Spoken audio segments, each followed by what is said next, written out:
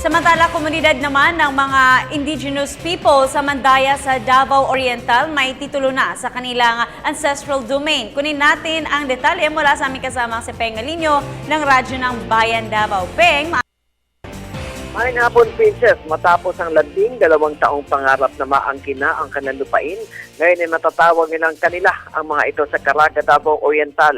Labis ang kasiyahan ni Davao Oriental Governor Corazon Malañaon sa ngiting na mutawi sa mga mukha ng mga danda mga tribo ng Mandaya mula sa 12 sityo sa may kabundukan ng Pichon, Caraga, Davao Oriental na matanggap ang kanilang Certificate of Ancestral Domain Title o CADT dahil legal na silang mga may-ari ng kanilang mga lupang sinilangan.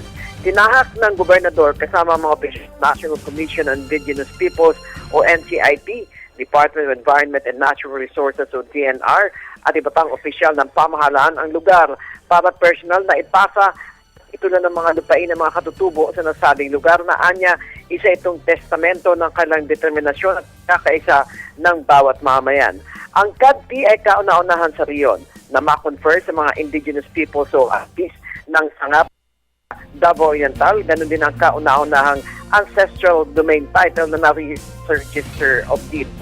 Dagdag pa ni Malañaon na ang tagumpay ng kanilang nalasap mula sa paghihirap ng mga nakatatandang mga IPs na nagpunyagi para makapag-iwan sila ng legacy sa kanilang buhay. Kanya namang ipinagmalaki at ang mga dumad sa kanilang pagkakaisa na anya ay pambilang nangyayari para sa mga tribo ng Mandaya. At hindi anya lahat ng tribo ng Mandaya ay may angking pagkakaisa. Para sa Telebisyon ng Bayan, Peng Alinio, Radyo ng Bayan, Davao.